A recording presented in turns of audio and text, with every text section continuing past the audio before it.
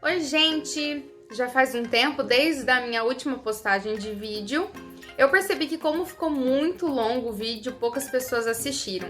Mas é que nesse vídeo eu retratei um pouquinho do meu dia a dia, dos meus afazeres e inclusive coloquei aí pra vocês uma proposta de jogo de um dos livrinhos, aliás, de 3 livrinhos que eu comprei, que são livros de bolso, que dizem, né, que são pequenininhos e que trazem algumas propostas de dinâmicas e tudo mais. E ao final do vídeo eu até expus aí a atividade na prática com pessoas do meu convívio. Mas dessa vez eu vou tentar ser mais breve e eu vou trazer para vocês aqui algumas curiosidades em relação a quem eu sou, o porquê eu escolhi estar nesse ramo de atuação, que é a área artística.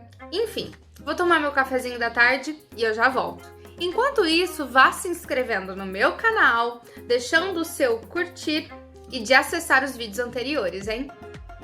Bom, pessoal, na verdade vocês já sabem quem eu sou, né?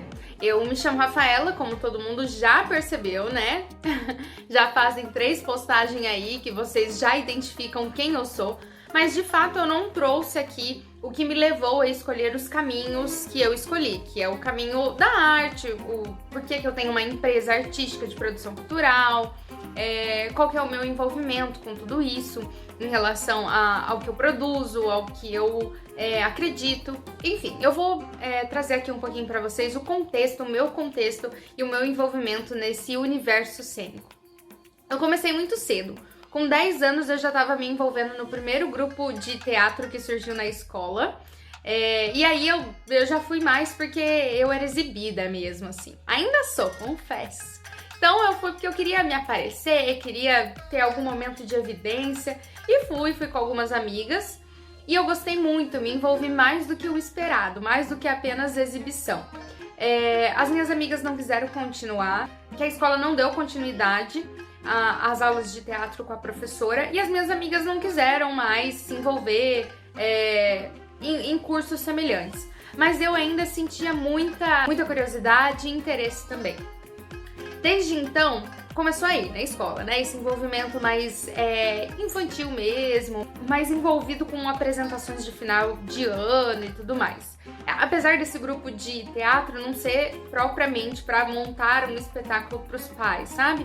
Mas era realmente poder preparar o aluno corporalmente, expressivamente e tudo mais. Eu acabei me interessando muito e aos 15 anos, desde essa época, eu não parei incansavelmente de ir atrás de cursos que eu pudesse fazer. Na época não tinha cursos como tem hoje, sabe? Que você encontra cursos para crianças de várias idades nessa parte teatral. Não tinha. Então eu esperei completar 15 anos para eu entrar no Teatro Universitário de Maringá, aqui da minha cidade. O famoso TUM, que fica na Universidade Estadual de Maringá, na UEM. Quando eu entrei, na verdade eu já queria ter entrado com, sei lá, 12 anos. Foi a primeira vez que eu fui atrás, que eu e minha mãe nós fomos atrás. O professor, que foi um grande professor, orientador mestre, assim, nesse ramo, que me ajudou demais. Ele falou que eu não podia entrar, porque eu era muito nova, mas que com 15 anos eu teria que voltar, retornar, pra quem sabe conseguir ingressar na turma. E aí eu fui, né, eu tinha, sei lá, 14 anos e meio, eu já fui atrás e eu já fiz inscrição para que quando abrisse as vagas e eu tivesse com 15, porque eu faço aniversário logo no começo do ano, então abrisse as vagas eu já teria o meu nome ali e já teria a possibilidade de entrar. Então eu entrei e quando eu entrei, não tinha muitas pessoas da minha idade, né, eu tinha 15, a galera tinha mais 20, 30, tinha uns até de 40 e pouco. Então, assim, eu comecei a conviver com pessoas de idade muito diferentes da minha. Eu era um bebê ali com aquele grupo. A partir desse momento, eu comecei a ter experiências além, sabe, daquele contexto que eu vivia. Então, eu comecei a enxergar as relações de outras formas, eu comecei a entender meu corpo por outra perspectiva. Quando a gente entra no mundo artístico, no mundo teatral, a gente começa a deixar de lado algumas mazelas, sabe, alguns preceitos e até preconceitos em relação a nós mesmos, aos outros e ao que a gente entende por corpo, corporalidade e tudo mais. O TUM, ele quase que vai te profissionalizando em relação ao teatro, porque você vai adquirindo conhecimento, experiência, você apresenta espetáculos em vários lugares, então isso vai te favorecendo enquanto profissional da atuação. E aí eu fiz 2 peças no teatro com o TUM, né? E foi assim, divertido demais, encantador. Uma experiência que não tem nem como eu relatar. A vivência que eu tive foi muito legal. Eu vou achar algumas fotos e vou postar aqui pra vocês darem uma olhada.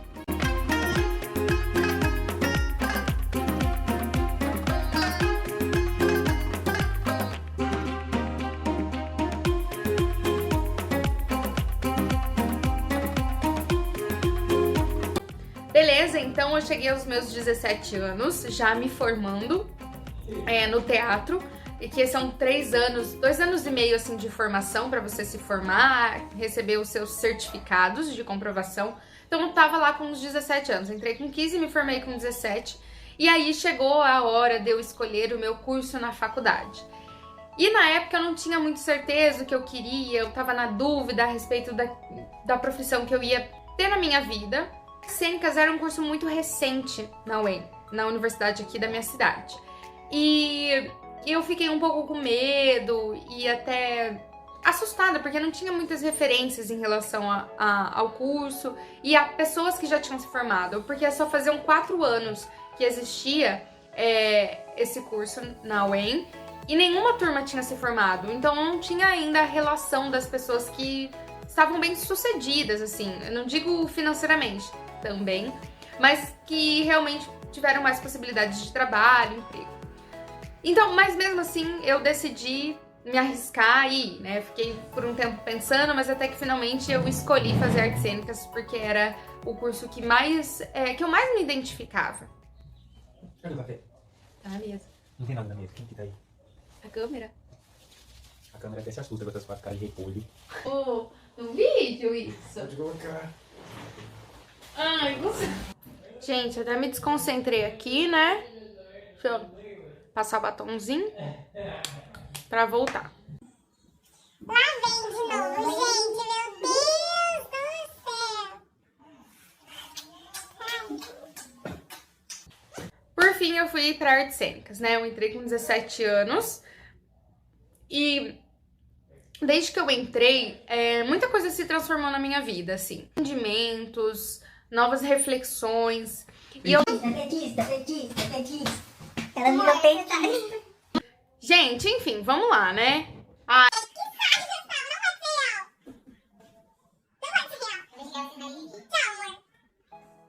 Caramba, gente, eu já tava quase desistindo aqui de gravar. Se ele aparecer mais uma vez, eu juro que eu não vou continuar. Mas vamos lá, né? Então, desde então, eu comecei a participar de congressos, comecei a viajar, principalmente para São Paulo, né? Viajava para São Paulo para participar dos congressos que tinham, das formações que aconteciam na USP, principalmente ali no ECA, na Escola de Comunicação e Artes, não é o Estatuto da Criança e do Adolescente. Então, assim, eu fui vivendo muita coisa que me ajudou a me construir, a me constituir enquanto artista. Vida versus arte. Performance.